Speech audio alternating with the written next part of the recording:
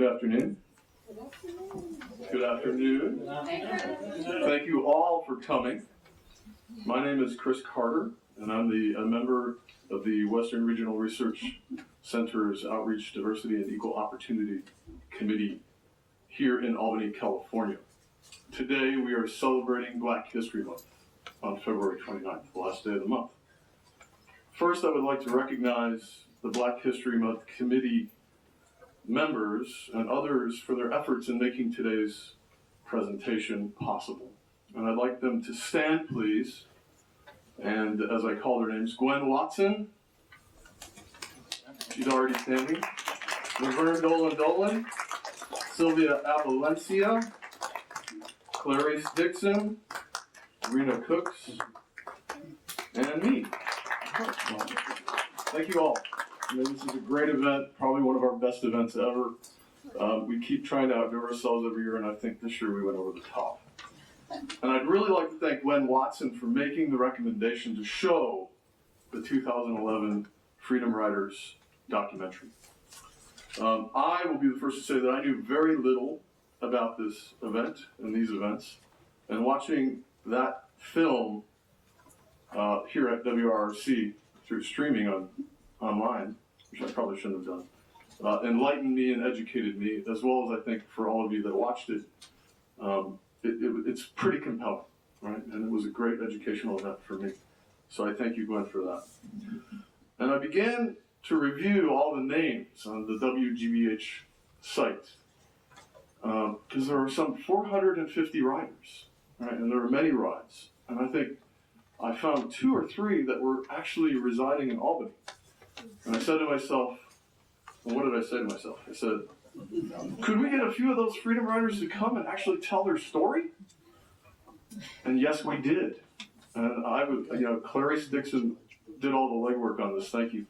She found the names in a couple of websites that had contact information and whatnot. And so she made all this possible today.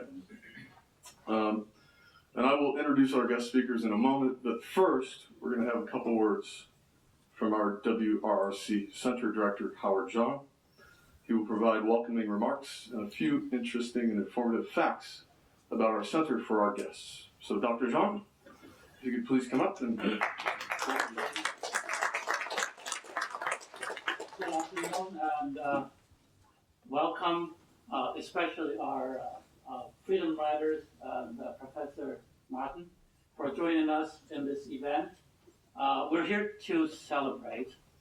We're here to celebrate the accomplishments that we have made as a nation from where we were before, 50 years ago, to where we are today. As a country, if you look at the segregations in the 50s or 60s and before, and to today having President Obama as our president, we have made tremendous amount of progress in civil rights, in equal opportunities, and in inclusion.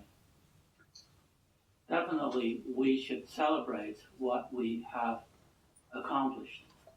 For many of us, we take it as for granted that today the work environment we have is what we should have.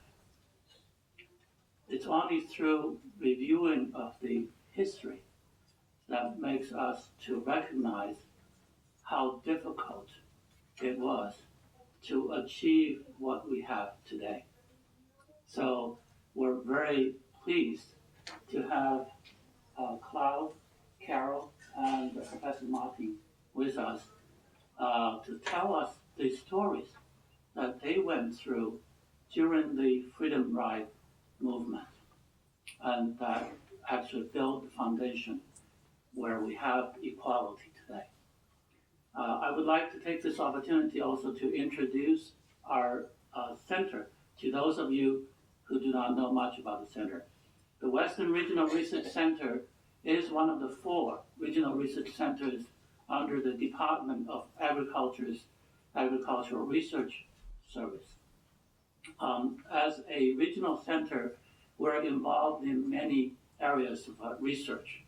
We generate the research results that help the American consumers, the people, and our industry in producing safe, nutritious, and healthy food, in sustainable agricultural production, and in also value-added processing of agricultural and co-products, and also in preserving our natural resources. As a center, we produce many research publications and many patents. Those are being used by our stakeholders and general public.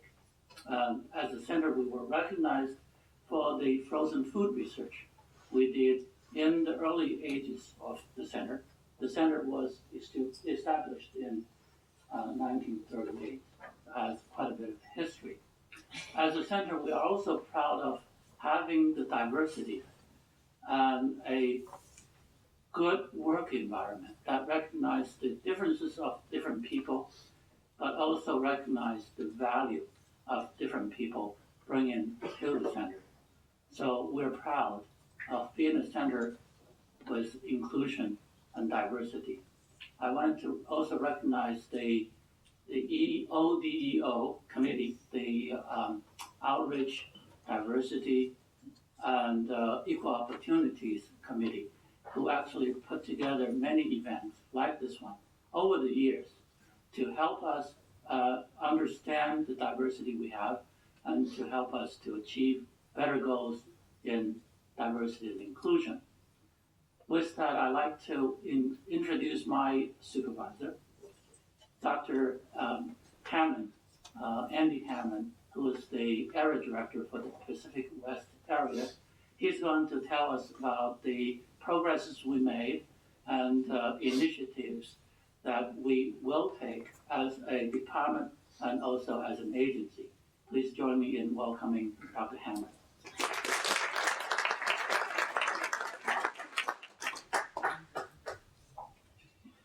Thanks, Howard. I really only have a couple of really brief comments this afternoon. First of all, good afternoon. Welcome to everybody. Our Freedom Riders and Professor, great to have you with us. We're here, as Chris mentioned, in observance of Black History Month. As some of us watched yesterday and the day before the documentary film that was mentioned of the core Freedom Riders, that was really a moving story. And some of us were just kids back then, not fully aware then nor in all the time since of all the details that went on in that entire story. So I look forward to learning more about your experiences and what went on at that time. Coincidentally, so that all occurred just over 50 years ago. 150 years ago, in the midst of the Civil War, the war between the states over slavery, our department, USDA, was formed just 150 years ago this year. President Lincoln, who formed the Department of Agriculture a couple of years later, began to refer to this as the People's Department. So we fast forward 150 years with under President Obama, today's current Secretary of Agriculture, Tom Vilsack, is leading a cultural transformation of USDA toward a People's Department that is a diverse, inclusive, and high-performing organization. So in his words, and I'm going to read these, a successful transformation will include commitment by USDA employees to improve USDA's past and future record on civil rights. Systems of accountability that encourage all employees to achieve high standards of performance and customer service. A renewed commitment to create diversity in the workforce and succession planning. Striving to make USDA a premier organization and model employer. And employees being respectful of the diversity of our workforce and constituencies. we in the Pacific West area, Howard mentioned a little bit about the center here. This Albany location is one of just over 20 locations in the 8 western states that I'm involved with. So we have an area-wide workforce diversity committee chaired by our associate area director, Bob Materi, there, who just recently has put in place a new 5-year action plan, which focuses on recruitment, hiring, outreach, and the workplace environment. And I think that's very consistent with Secretary Vilsack's cultural transformation ideas for the department. For your information, I was going to say I've put out, but I think Chris did somewhere. I think it's in the back. Somewhere in the back there is a one-page handout that depicts the African American Black workforce, permanent workforce in the Pacific West area. I think you can. It also shows those data for the agency and also the civilian workforce. So you can take a look at that, use that for discussion, perhaps planning purposes. I think we're, as Howard mentioned, we're very proud of the accomplishments that we've made towards diversity and inclusion here in the area. But I think when you look at these data, I think you see that we have our challenges still there. So just lastly, let me also join Howard and Chris in thanking the location, the Albany ODO, Outreach, Diversity, and Equal Opportunity Committee, and the subcommittee that made today and the last couple of weeks happen. So thank you very much.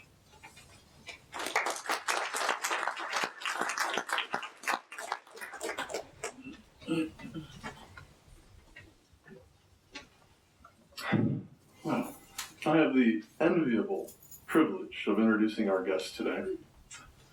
And I would like you to please hold your applause until I introduce all 3 guests. First guest is Carol Ruth Silver. She is an attorney and a real estate broker in the San Francisco Bay Area. She also has a long history as an activist in social and humanitarian causes, from participating in the Freedom Rides, certainly, to helping minority farmers in California assert their rights while Cesar Chavez was organizing them. So on behalf of the USDA, we really thank you for those efforts, Carol. She is currently involved in assisting people in Afghanistan in rebuilding the education system, which is another very amazing feat. And she just recently got back from Cuba on a humanitarian issue last month. Claude Liggins owns a small business that manufactures black greeting cards. He also has a long history as an activist addressing social and humanitarian causes. He participated in 2 Freedom Rides, which you'll learn more about, and was very active in the Congress of Racial Equality. He speaks about his experiences to groups all around the country. And on the way from the airport yesterday, we were talking, and he had told me that he had already made around 100 presentations in about the last year, if I remember that correctly. But my memory serves me sometimes incorrectly. Might have been a couple years, but I'm embellishing that thought. Dr. Waldo Martin is a history professor at the University of California in Berkeley, and participated in WRRC's 2011 Black History Month celebration. So you can kind of say he's becoming like family. He teaches courses that focus on civil rights movement and African American history, Civil War era. And we are also honored to have his daughter Coral Martin here today with us. So we thank you for that. So let's please give them all a warm welcome.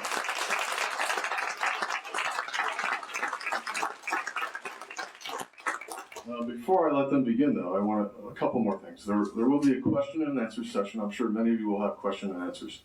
that will be led by Dr. Martin after the presentation, and refreshments will be available and served after the Q&A session. I want to emphasize that.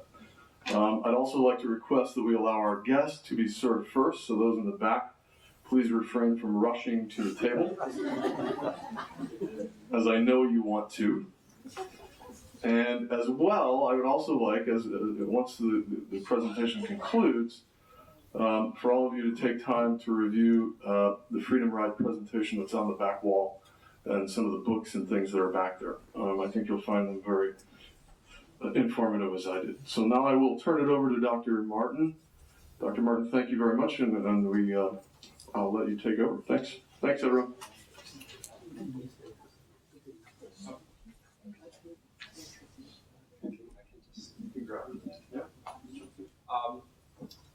Good afternoon. It's a distinct honor and pleasure to be here.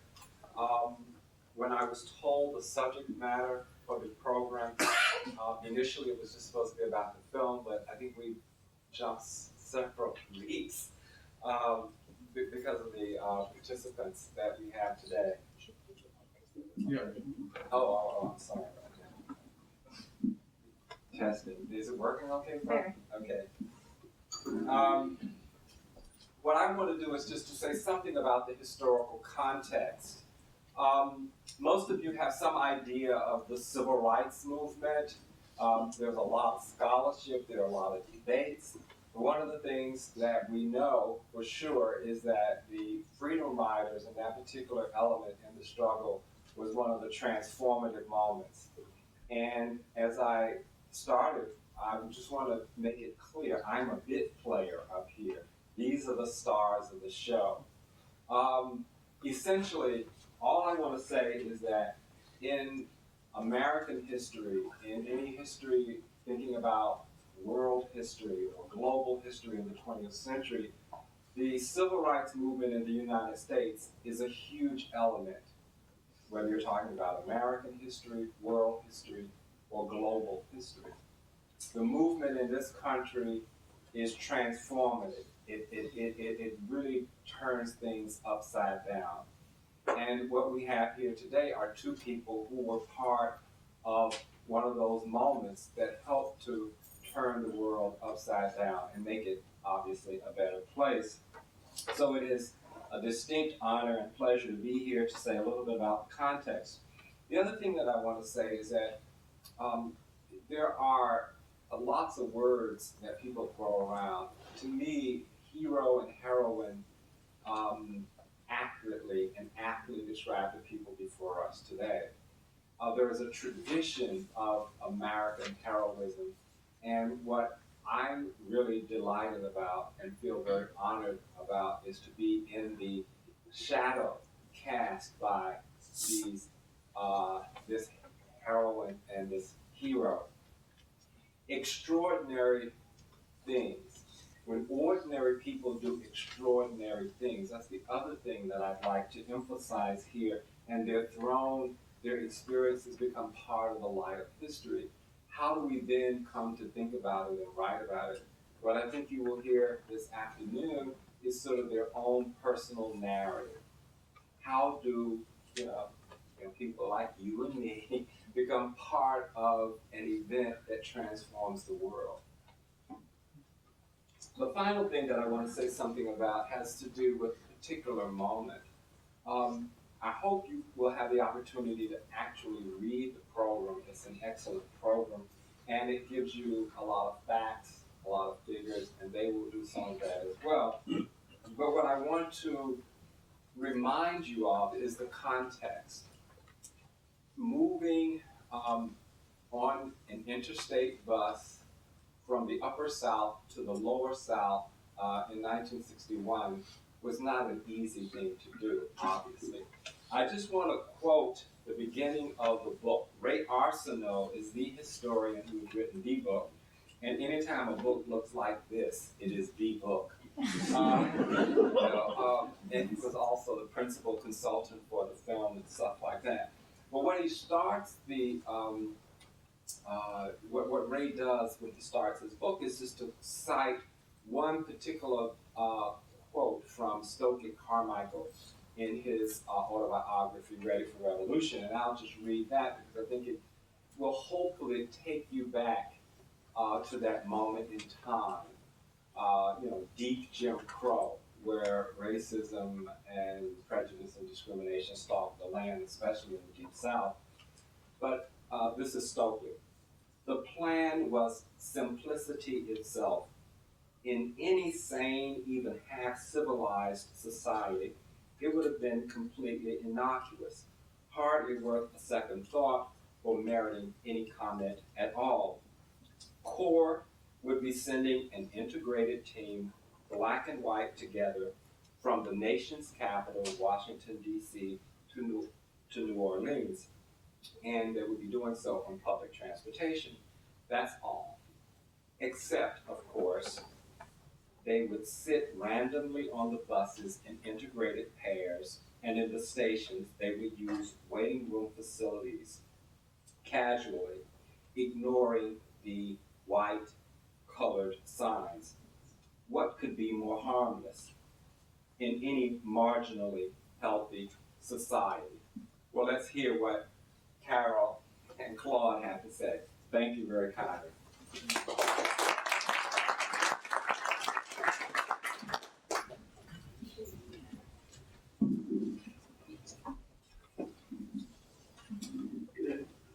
Good afternoon. Good afternoon. It is a pleasure to be here. The main reason is it's a government agency invited us. 50 years ago, they wanted to kick us out of every place we went. I want to start off by doing a quote by Richard Nixon. Would a free rider be getting a quote from Richard Nixon, some people would say. He said, "What matters in life is purpose, the battle, the goal, even if you don't win." When we started the Free Rider, we didn't know how it was going to turn out, but we were willing to take that risk. What we did was put our beliefs into action from something that we read about or heard about when we were younger. Most of us were in our early 20s, 19, 20 to 30. And the oldest person was 61 years old. The youngest was 13 years old. I became involved with the Free Ride in June of 1961.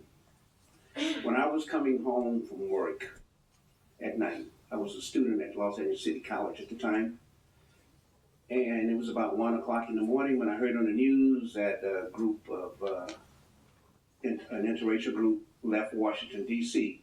to travel down south to test the facilities of the waiting rooms at the bus stations and the cafeterias. And I remember I said to myself, I really should have been on that bus. I thought about it. A couple of weeks later, I was on my way back home, same time, when I heard that the bus had been burned, fire bombed, and some of the people were hurt and beaten, stuff like that. And I said to myself, damn, I should have been on that bus. Now, to go back and to want to go into something that could be dangerous is something you really have to think about. But I had thought about it all my life. Free Riders came along and I was ready for it. I was ready for it because of the experiences I had growing up in Lake Charles, Louisiana. Going back to when I was 6 years old, and I went downtown with my grandmother to the doctor's office, and I told her I was hungry, and she gave me a quarter to go get a candy bar, which was a nickel at that time. And instead of buying the candy bar, I went into this white cafe that was in the same building. And I went and I sat down at the counter. This was a white cafe, by the way. I sat at the counter. The man asked me what did I want. I told him I want a hamburger. He proceeded to cook the hamburger. Another white man walked in, and he asked the cook, what was I doing sitting there? And he told him that he was waiting for his hamburger. And then this man said, he doesn't have any business sitting there. Now, what harm could a 6-year-old boy could have done to two grown men? Nothing. It was the atmosphere, something that they had grown up under. You find one white person who was willing to serve me and another one who didn't want to serve me. But the cook bent to the wishes of the man who just walked in. He told the cook that he should be standing up against the wall. So the man told me to stand up against the wall. So I stood up against the wall. I knew something was wrong, but I wasn't exactly sure, what was wrong. But I had that feeling, and I use a word that I probably didn't use then, humiliation. It didn't feel right. These two men never realized that 14 years later, I was going to go on a freedom ride and test the very laws that had kept the races apart. I decided I was going to be a freedom rider because I wanted to make a change. So when I heard about it, I decided to go to a rally that Martin Luther King was having in Los Angeles, and I joined. I left Los Angeles around June 19, went to New Orleans, Louisiana, for nonviolence training. On June 25th, I left to go to Jackson, Mississippi with an interracial group. By the way, California had the largest group of freedom riders, Berkeley and Los Angeles. California can be proud of that. As we got into the station, there were police standing on both sides of the railroad track, train. And it was very scary because we had been told that we could be beaten, we could be killed, but it was for sure we were going to jail. And so we went anyway because we were very, very determined to change the system. When you're younger, people say, well, it's because you don't know any better. But we knew better. My inspiration came from reading history. Going back when I first read about the Boston Tea Party. I used to imagine myself being a participant in the Boston Tea Party. Little did I know at the time that there was a black man that was in that Boston Tea Party group that threw the tea into the sea, protesting no taxation without representation. Those words always ring into my mind. Later on, I read something that Patrick Henry said. He said, give me liberty or give me death. Those two things was the main inspiration for me participating. I felt like I was one of those people at the time. And I felt like that I had to stand up and I had to do something. It wasn't always easy in the sense that, I was real scared.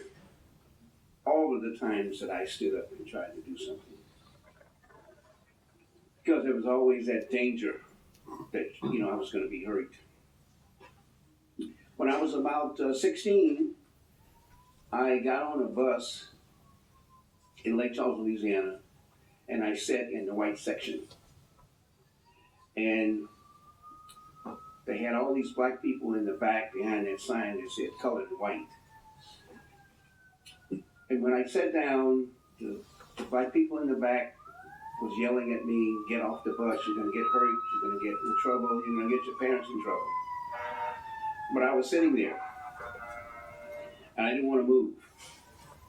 But there was this one white person who was a middle-aged lady sitting directly across from me. And she got up, and she stood, and she faced those people, and she told them that I had a right to sit there. I learned something from that. Sometimes you'll meet a stranger who will treat you better than maybe your friends or even your relatives. She took a stand. She wasn't in any danger. But just speaking out made it a little dangerous because she was going against something that she had grew up under and I had grew up under. As I was sitting there waiting for the bus driver who had left the bus to call the police, I was very scared. The people in the back kept yelling, I should get off. And I was trying with all my might to keep my courage up. Tears began to run from my eyes. Finally, I got off the bus because I couldn't take the criticism. The fact that I was going to go to jail didn't bother me, but the criticism bothered me. I thought I was prepared. I was prepared to go to jail, but I wasn't prepared for the criticism. Sometimes that can hurt more than the stand you're taking when people that you grew up with will say things like that to discourage you. And I can understand some of the reasons, because they thought that I would be hurt. But I always thought that sometimes you will be hurt when you take a stand. When I got off the bus, I began to walk home, and I cried all the way home. And I told myself that I should not have moved. But I also told myself I would never move again. And that's how the Freedom Riders came up. The Freedom Riders gave me an opportunity to take a stand, to do something that should have been done a long time ago. But I guess the movement was waiting for me. The Freedom Riders were people just like myself. Something happened to them when they were younger. But they didn't just let those memories of those things stop them. They wanted to do something about it. And all of us have within ourselves the ability to make some kind of change. You may not have to put your life in danger, you may not go to jail, and you may not be killed. But you do have the ability to make a change. You just look around you. Read things. And you will read about people who are struggling and who need people like us to bring about change. As a Freedom Rider, I spent 43 days in Jackson State Prison called Parchman. Jackson was the maximum, Parchman was the maximum security unit of the state prison. Over time, there was like 328 of us that were in prison there. When I got there, there was already 2 people in the cell. They put a third person in the cell. This was about a 6x9 cell. They had 2 bunk beds. A mattress was put on the floor for me, and that's where I slept.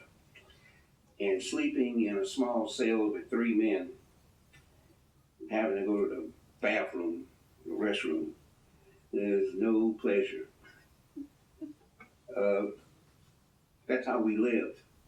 We were in maximum security. We did not go outside for any exercise. The only time we got out of our cells was once a week when we went to take a shower. We sang a lot, and the guards did not like our singing. And when we found that out, we sang even more. And one day they told us, well, several times they told us they were going to take our mattresses away. And one day we told them, come get them. We took them off the bed, put them on the floor, and told them to come get the mattresses. And they came and they got them. So that meant we had to sleep on those steel beds. That was very, very cold. And we were in like boxer shorts and a little t-shirt. And I was very skinny at the time. And mine was falling off of me. I had to hold them up. When they took our mattresses, we decided that we were going to keep singing. We were going to sing even louder. And they hated it. So what happened is they decided to put us in the hole. That's a little 6x6 room with a latrine in the floor, steel door, and a window in the steel door. So they dragged us out one at a time and put us in this hole. It was about 30 of us in that little small area. And when we were in there, the sweat just started dripping from us like somebody had just poured water on us because there was no air, no cooling system, or anything like that. Some of the men, the young men, were yelling, let us out, let us out. And I didn't think that we should be yelling, let us out. I think we should have stayed there for a while. I was trying to be tough, you know. Prison has a way of breaking you. But one of the guards opened the door, and and then the men in the back said, was yelling, let us out. And so the guard said, I was a spokesman for the group at the time. The guard says, well, if he asks to let you out, I'll let you out. So I didn't want to do it, but I did it. I said, let us out. Then he looked at me and he said, say please. Oh God, I didn't want to tell this man please, you know. So I looked at him and he looked at me and he kind of smiled, and somebody's yelling in the back, say please, say please. So I said please. And he smiled at me because he knew I didn't want to say that. Now, please is a word that when you're growing up in the South, you always used. So it was no really big thing to say please. But it was the circumstances that I didn't want to say please, because I didn't want to seem like we were begging. You know, I came there to make a change, and I didn't care whether I was in prison, beaten, or even killed. I wanted to make that change. And the easy way out is not always the best way out. So when I said please, they let everyone out. And we went back to our cells, and we were sleeping on the steel bed. They turned the cooling system up, so it was very, very cold. And something unexpected happened. The guards came and they got a man by the name of Henry Thomas, Lawrence Triss from Berkeley, Stokely Carmichael, and myself. And they put us in a paddy wagon and they took us deep into the woods where there's nothing but trees. As we were going to wherever we were going, we didn't know about it at the time, where we were going or why we were taken from the cells. We passed down this road where they had black prisoners in their striped uniforms in the ditch, digging ditches. And they had a white prisoner with a shotgun guarding the black prisoners. So when we got to a building as we got out of the paddy wagon, a white prisoner had a shotgun and he aimed it right at us. And we said, oh God, this is it. We were so far back in the woods, if they would have killed us and buried us somewhere, I don't know if they would have ever found us. Or if they did, it would have taken a long time to find us. They took us in this building. It was like a big dormitory building, barracks. But in the back they had some cells. They put us in a cell. And I don't know if you've ever been out in the countryside. It's dark out there. There were no lights. And we were there all night, and we didn't sleep. And we didn't sing either. But we were pretty scared because we thought sure that they were going to come in the middle of the night and take us and kill us. But after about 3 or 4 days, they brought us back to the regular prison. After I got out of Parchman Prison, I continued to be active in the civil rights movement. I was active with CORE. I did fundraising, and I was a treasurer of CORE. And my job was to raise money to help get people out of jail. I dedicated my life to that. It was something I wanted to do. It was something that I had to do. But I had a lot of encouragement along the way from my school teachers, from my mother, from the books I read. You know, back then they didn't really teach, well, they didn't teach Black history. Only history I read was the white history. But I got inspiration from those things to make me very proud of Black history.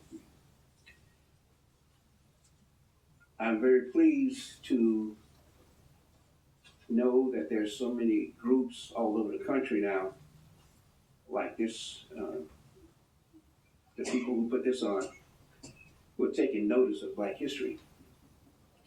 You know, the freedom riders and the civil rights workers, we're all in our 70s now, except for a few. And it sure is a nice thing for me to have lived this long, to be able to tell my story, where so many others have died. So many others are very ill and in wheelchairs. So it's only a few of us left, you know, to tell the story.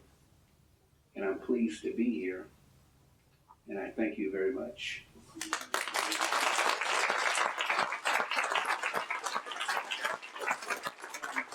When I was 20, my mugshot.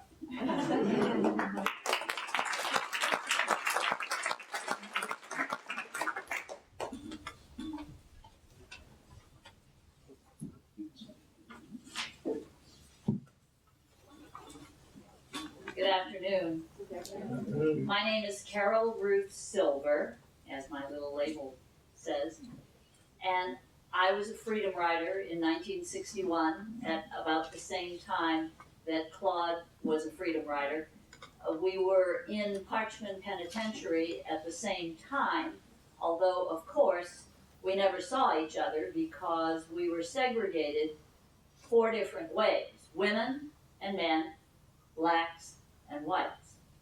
And our group, which consisted of 23 girls, and I'll say girls because we were very young, were in a part of Parchman Penitentiary that constituted death row.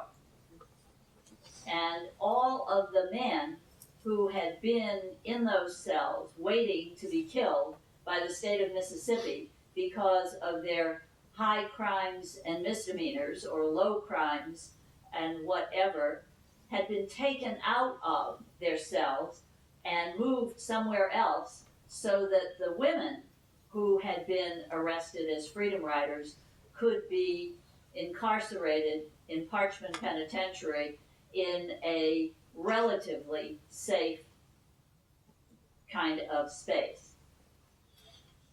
But we were not afraid of the other prisoners, although perhaps we should have been if we were going to be thrown into a cell with a whole bunch of men. But we were very much afraid of the guards. We were afraid of the people who were supposed to be our custodians and who, as Claude describes, were angry at us for singing, angry at us for being there, angry at us because we had come to Mississippi from all over the United States to challenge the segregation customs of the state of Mississippi. And some of us were white and had academic backgrounds, and some of us were young women who were black, who had come from colleges like Tougaloo and Jackson State and Nashville State, and who had joined the Freedom Rides as Claude had, for the sake of challenging their own segregation, their own discrimination, the discrimination against them which they had grown up with. Most of them, like Claude, had gone to segregated schools. They were completely in the Southern young women who were in jail with us.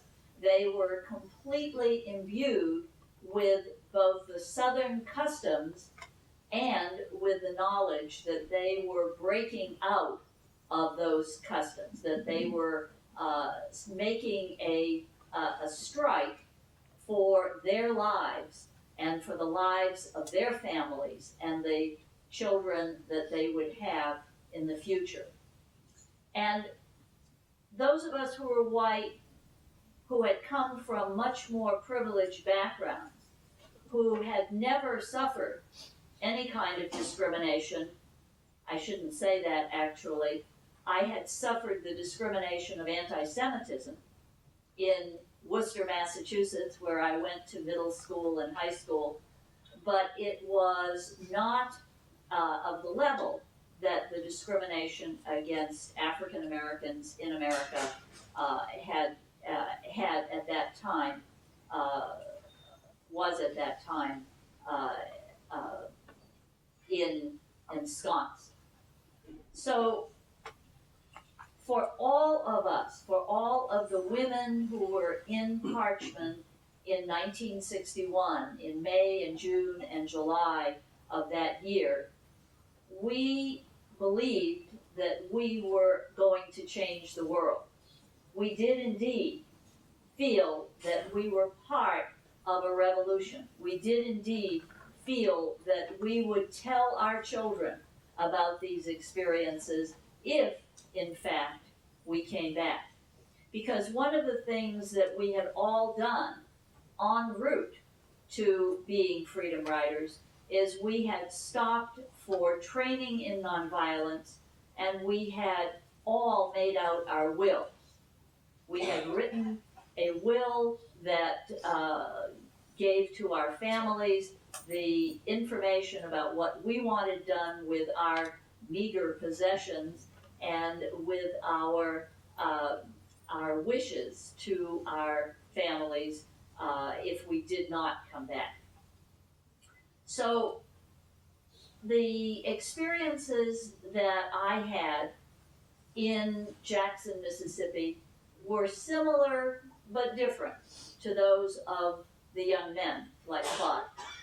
When I arrived in Jackson, Mississippi, it was on a bus, a Trailways, or now a Greyhound bus, and those buses had generally about 60 or 70 passengers, of which we 6 were 3 African American divinity students and 2 white Yale Divinity students, and me. I had previously graduated from college. I had worked in New York for the United Nations for a year, and I had come on the Freedom Rides out of a deep conviction that this was where I had to be at this moment in time. I traveled from New York to Atlanta, from Atlanta to Nashville. I had my training there and met up with the other people in my group. We all got on the Trailways bus and traveled toward Jackson, Mississippi. When we passed the border between Tennessee and Mississippi, a couple of Mississippi Highway Patrol cars fell in behind our bus. And we, the 6 of us, as well as the other regular passengers on the bus, discussed what these Mississippi State Highway Patrolmen were going to do. Were they there to protect us from the Ku Klux Klan as we rode through the northern delta of Mississippi, an area of about 300 miles of farmland and essentially no significant population centers? Or were they there to stop us at some point and turn us over to the Klan? Or were they going to protect us all the way into Jackson, where we knew there would be reporters and federal police and the FBI and all kinds of other activity? As it turned out, they did nothing, which sometimes is a good thing and sometimes not. But we rode into Jackson, and all of the other people got off the bus. We 6 held hands with each other, we said a prayer, and we filed off the bus, one by one. A reporter was standing right by the edge of the bus. As I got off, he said to me, we had heard that there was a woman coming as a Freedom Rider, but that she was going to get off. And I said, I'm here. And that was where I was. So we looked at the signs on the bus station. One sign said colored, and one sign said white. The 3 of us who were white made a beeline for the colored waiting room, and the others went into the white waiting room. And inside this waiting room marked colored, there was not a single black, African American, colored, or any other kind of person except large white police officers. Each of whom was standing around looking as fierce as he could. And one of them said to our little group of 3, y'all move on. And I said to this police officer, excuse me, I just wanted to use the restroom. And he said, y'all are under arrest. And the 3 of us were hustled by the police through the building and out the rear door, where we were put into a paddy wagon, a black kind of squarish vehicle with benches along the sides. And first we were put in there. Unfortunately, or fortunately, it was a sunny day in Mississippi, and that black vehicle had been sitting out in the sun probably for an hour, and it may have been 100 degrees in there, but it was more likely 120.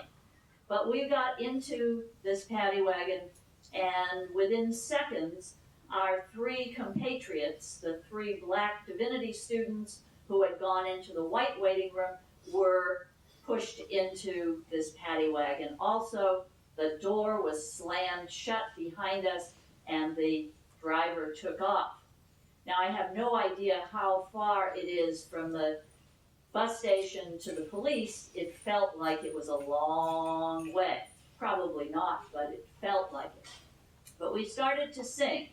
We sang our freedom songs, and we sang everything from We Shall Overcome, which I'm sure you're familiar with, to other more obscure songs. And then we turned to each other and we said, look what we've done. We have integrated public transportation in Mississippi. And we felt very good about that. We felt better about that until, of course, we were unloaded from this vehicle, went into the Hinds County Jail, into the city jail of Jackson, were processed. We had our mugshots taken. I don't have a copy of my mugshot, but you can find it online. It is now, he's pointing, and apparently it's up there. And one question that people always ask me, I am the only Freedom Rider in the set of mugshots that have been passed around. I'm the only one that's wearing anything on my head. Well, I don't know why I was wearing a scarf. I had very long hair, waist-length hair at that time, and I was wearing a scarf, and for some reason the police did not require me to take it off. So that is, so I'm the only person in the set of mugshots that has the distinction of having a scarf on my head. So after we got into the Hinds County, into the city jail, the first person that I saw, because I was the first white female to be arrested, I was walked down the corridors and I saw signs that said colored females, white female, other female. And I never did find out who lived behind the other sign, but I was put into a cell that said white females, and there was one person there, and obviously alcoholic and an obviously drunk middle-aged woman who, after she sobered up, told me that she had been arrested for public drunkenness and that this was a common thing for her, and so I spent a half a day listening to her tales of woe before a bunch of other white females was put into my cell, these being Freedom Riders. And very quickly, over the next day or so, the number of girls who were put into this cell increased. First there were 2, and then there were 4, and then there were 8, and then there were 9, 10, and we were then moved, after our kangaroo court trials, we were moved to the Hinds County Jail, where we were put into a cell that had 4 bunks, a little toilet, and a sink, and in that cell, pretty soon, there were 23 girls in this cell built for 4, and it was quite. It was uncomfortable in the sense of being very crowded and very hot, and but it was also very comforting. We sang, and the jailers came by all the time and told us not to sing, but we did it anyway. They threatened us that they would take our mattresses. We did that. We discounted that. The male jailer, Mr. Hutto, used to come and hang on the bars and tell us that he thought that we were nice young ladies, and why were we down in Mississippi, and try to convince us that we should just go home. Eventually, when we hit 23, that was a kind of a marker of some sort. They decided to take us up to Parchman, to the penitentiary, and there, as I mentioned before, they had cleared out the death row cells. They put us there. We were 2 young ladies to a cell to start with, then they put in a third, because we kept coming. The Freedom Riders kept coming all that summer, one after another group of Freedom Riders coming into Jackson, Mississippi, coming through Anniston, Alabama, coming into Houston, coming from New Orleans. We were a phenomenon that the government of Mississippi, that the government of the United States could no longer ignore. And while we were in Parchman, the guards kept threatening to take away our mattresses and threatening, and we would keep on singing. And they finally said, all right, we're taking away your mattresses. And they came down and they took away our mattresses, and we kept on singing. And we kept on singing for another couple of days, and then, lo and behold, they came back. The mattresses were returned to us. And we said, well, what's this all about? And later that afternoon, the governor of Wisconsin had sent a delegation of women from Wisconsin who came to Parchman to inspect the Parchman jail, because there was one lady in our jail from Wisconsin, and he, as the governor, had taken it upon himself to check on her whereabouts and her condition. And that was, I think, the beginning of the, if not the end, but that was the beginning of the understanding in the state of Mississippi that they had no place to go.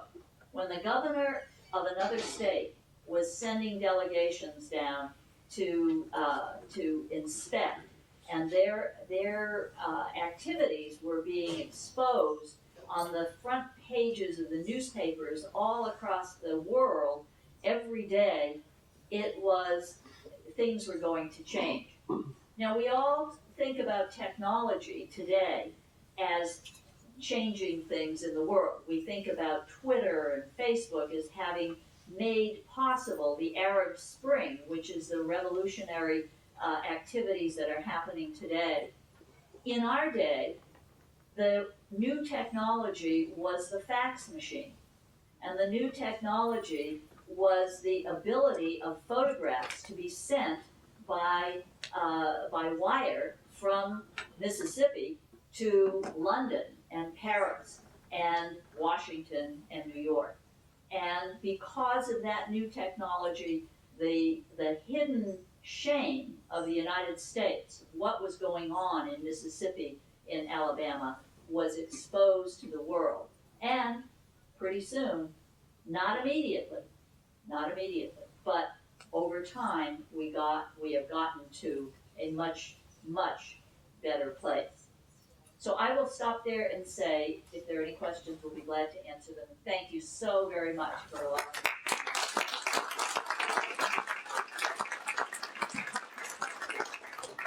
My real job is to sort of field the questions. So if anyone has a question, please speak up so we can record the question and put it to either Claude or Carol. And right here.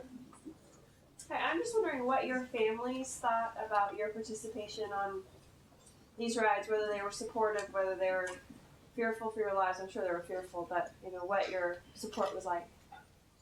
What the families The thought families, about. yeah. When I first heard about the Freedom Rides, I was in New York, and I heard a radio broadcast, as did Claude, about the Freedom Rides. And I heard the call from Jim Farmer of CORE saying, we want to have people volunteer to go to Mississippi and participate in the Freedom Rides. And I said to myself and to my roommate at that time, I think he's talking to me. And I said to my roommate, this is something that I have to do. Not that I want to do, but that I have to do. And when I called my mother, who was in Los Angeles, and you have to remember that a long distance call in those days was a big deal. It was very expensive and you didn't do it very often. And so when I called my mother and I said, hi, Mom, she said, no, on the Freedom Rides. And I said, but mother, and I said to her, you, as my mother and as my ethical trainer, as the person who has given me the values that I hold dear, you are the one who has made it impossible for me to say no. You have told me that it is my responsibility to make right what is wrong, and here is the major wrong of my generation, and I am gonna go. And she, she argued a little bit. She said, oh, my heart. But ultimately, once I had made that decision, once I was in jail in Mississippi, for every day that I was in jail for 40 days, every day she made a long distance phone call to the governor of Mississippi, to the state senator of Mississippi, to her own senator, to the congressional representatives that she could reach. She never, of course, got to speak with any of these people, but she left messages and she spoke to their staff and she raised money. She called everybody she knew to raise the money to get bail for the people who were in jail in Mississippi. She went to her sister, she went to her brother, she went to churches, she went to the Universalist Church, etc. She's backed me 100%, as did my father, as did my two sisters, as did every other member of the family after the first shock of what I was doing. But, Well, I didn't have to call ask my parents because I was living in Los Angeles and my parents were in Louisiana. However, the man, Mr. Walters, told me that he was not going to let me go because I was too young. I was only 20.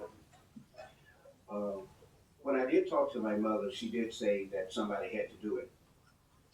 And while I was in jail, my grandmother wrote me, but I didn't get the letter until I was released.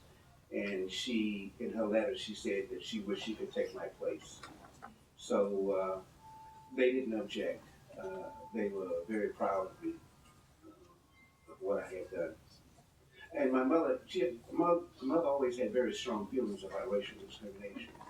So part of the encouragement I got was, from her. And as Carol said, it's not something that I really wanted to do, but it was something I had to do. And given the opportunity, I'm still doing it.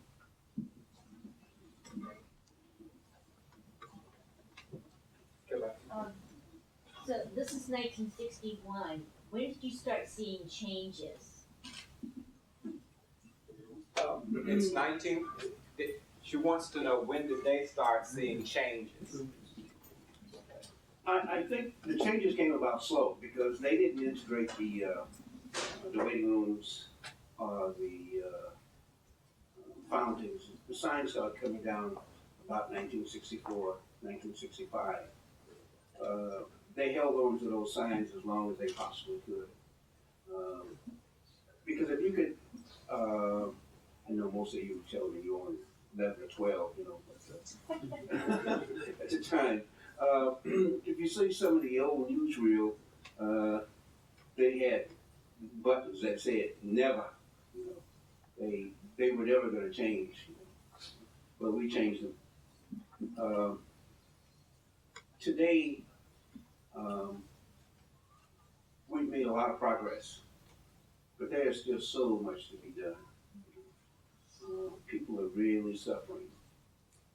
And job opportunity is scarce for all of us. But in the Black community, I see people that have worked in 10, 15 years. And not working that long, some of them get involved in crime because they don't really have any other hope and no other way of making any money, so they do things that they shouldn't do. And I look at people who have been successful in getting a job, keeping a job.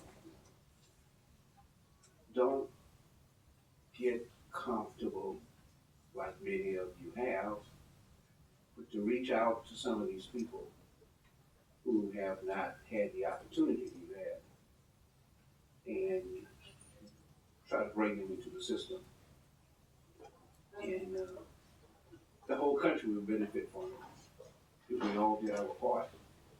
You know, there's unity in numbers and strength in numbers. And we can do something together instead of trying to find all kinds of ways why we shouldn't do something, we shouldn't include people. It would be a much better country.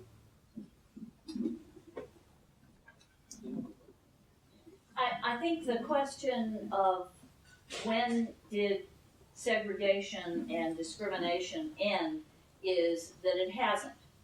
But it has trailed way down from where it was during the civil rights period. And I think the real change began to happen in 1964 and 65.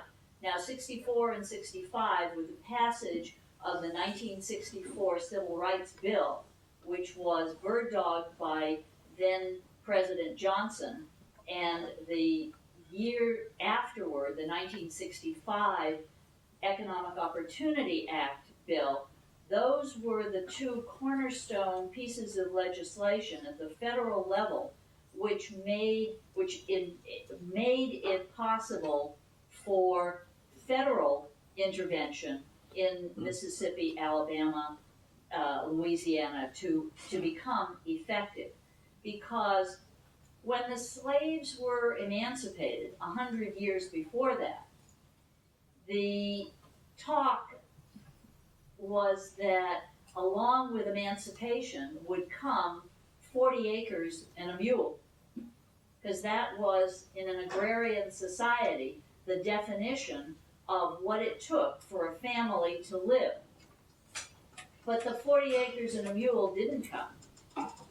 And it was only in 1965, with the passage of the Economic Opportunity Act, that there was a real acknowledgement that the economic position of the former slaves and their descendants had to be subsidized by the federal government in order to make a change that was going to, in fact, give them the opportunity to become equal to the former slaveholders and their descendants, and those who had neither been slaveholders nor slaves, but who participated one way and another in the economic life of a community which was based, in large part, on the slave labor that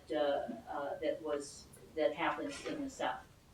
So 65 and 64, I think, were the real tipping point, and then after that, things got a lot better. I'll just throw in the Voting Rights Act, active political participation happening at the same time, endowing Black people with a vote that is federally protected, is a transformative moment as well, coming out of the federal government.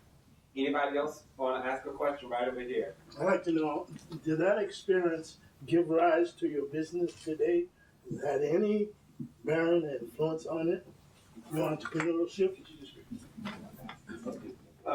He's asking did my experience give rise to the business I'm in today? Yes.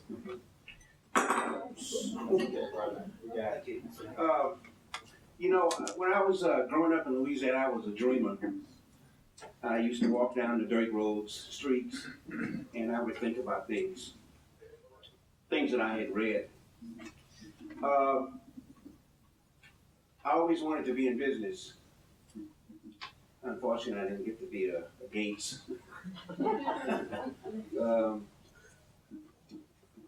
I started a club called the Ivy Leaguers, and I wanted this club to be an investment club. I was still in my teens. And my goal then was to start raising money so we got to be adults, that we can start businesses and hire our own people. My goal then was to hire 1,000 people. So I always had in mind of going in business for myself.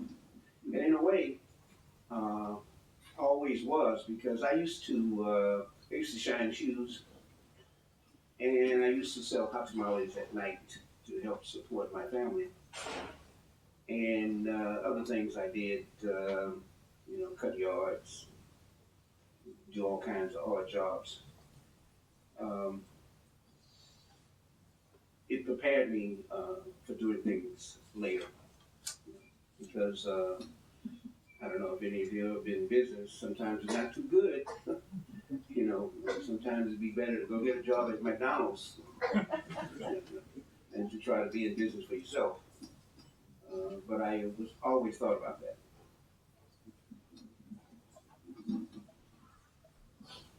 That's good. Well, I just want to piggyback on this, because one of the things that is really inspiring about this story is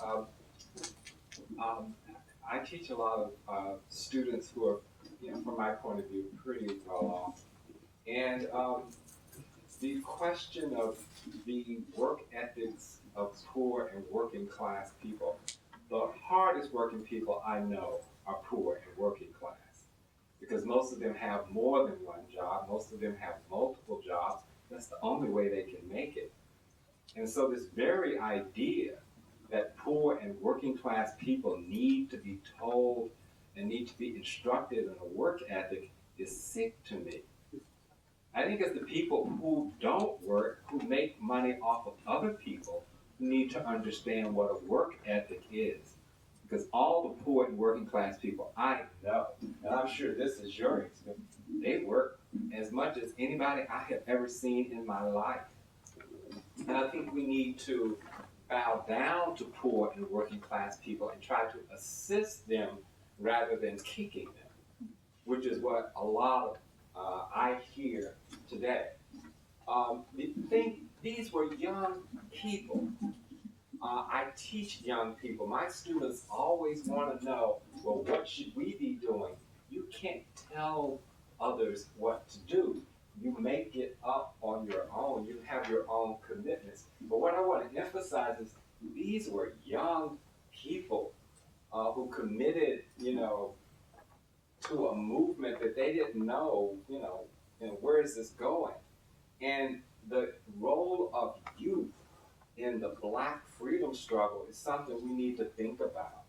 The community was involved, but an interracial movement of youth committing their lives to a movement for social change, to me, when I stand before my students, my idea is, one generation can't tell another generation what to do. You know what the problems are. Each generation must come to its own sense of what it must do.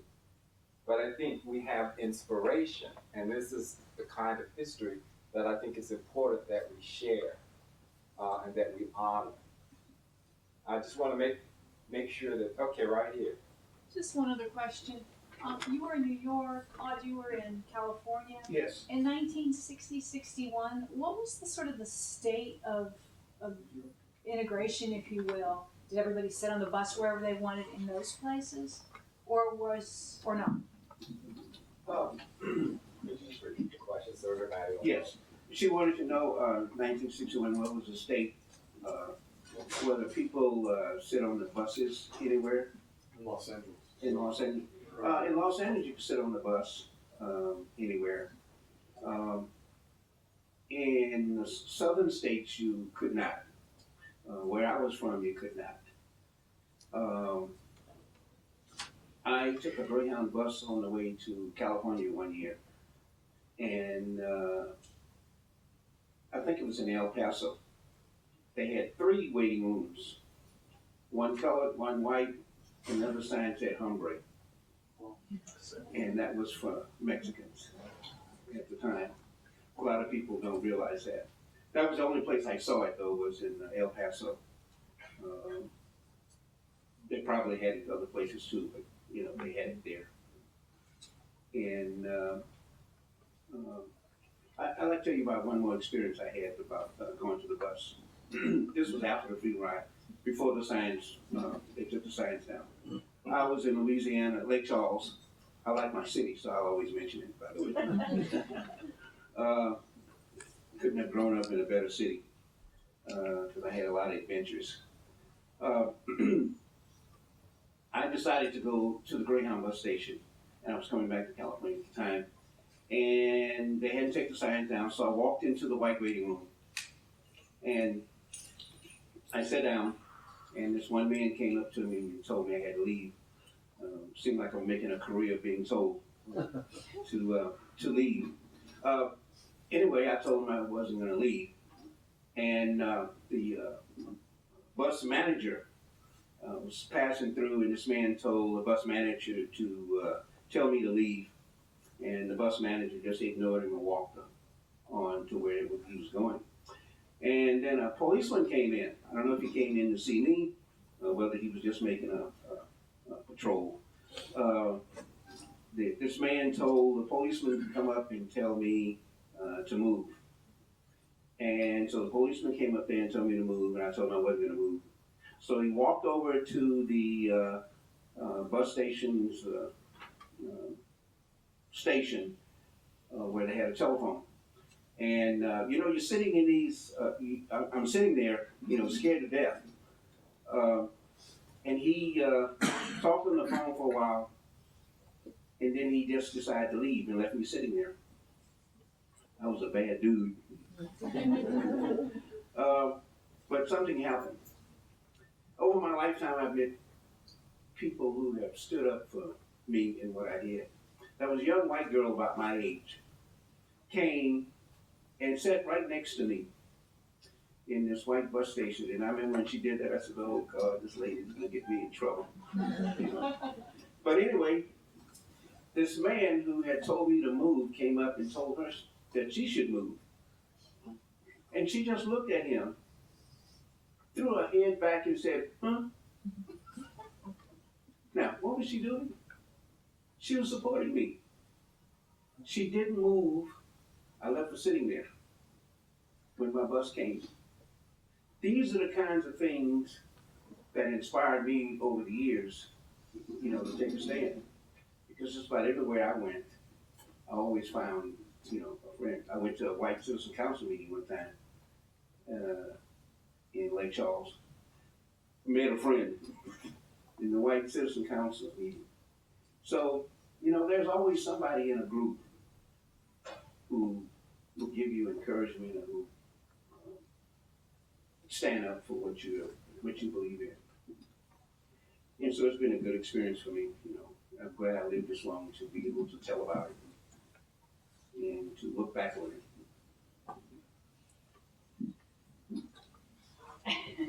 I just want to say thank you, Claude, for sharing that with all of us. I think you found a friend lots of different places, and I think that part of the reason that you found a friend is because you were standing up tall, and you were saying, I'm here, and I am not going to be ignored, and I'm doing what's right, and I'm doing it in a respectful manner. And in all of those ways, you drew out the best in other people.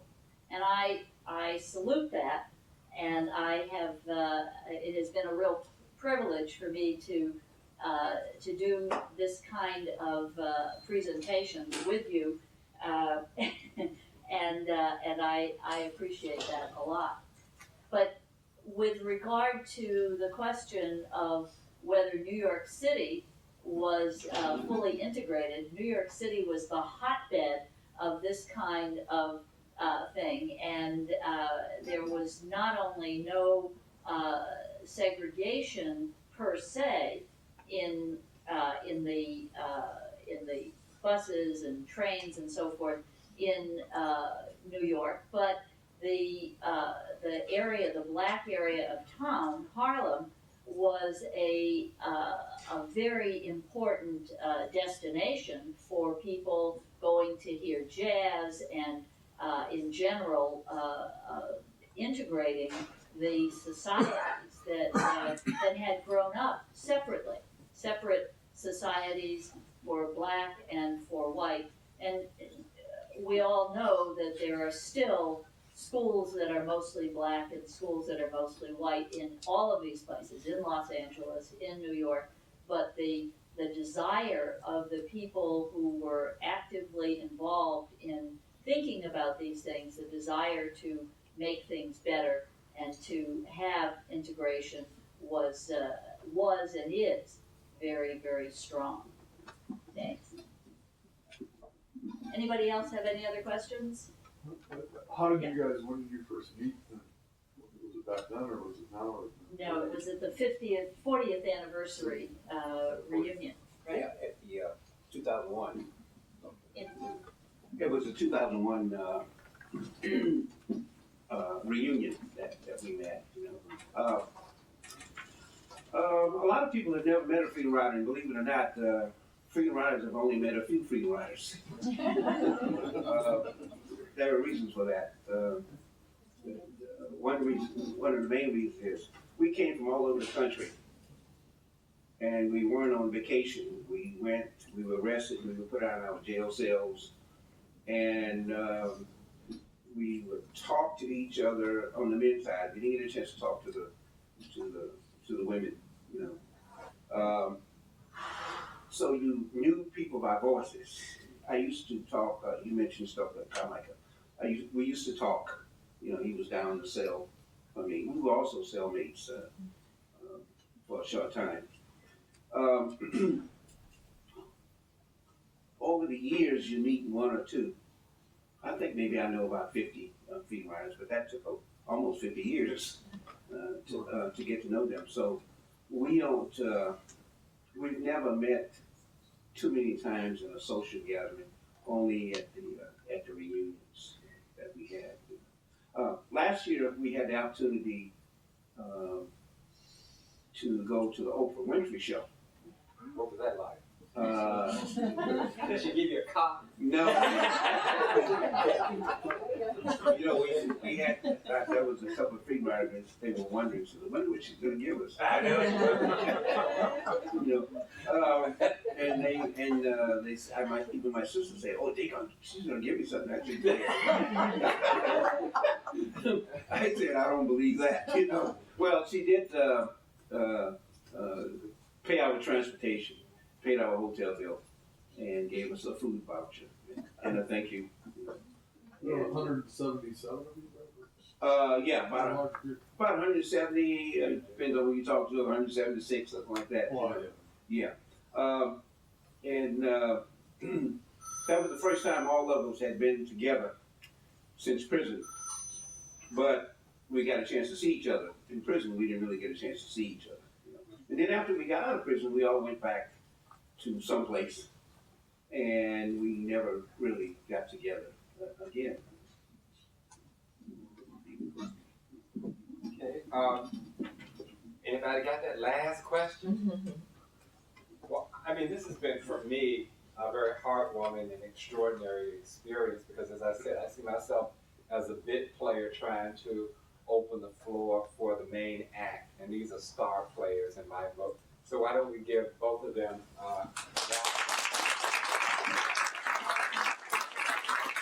round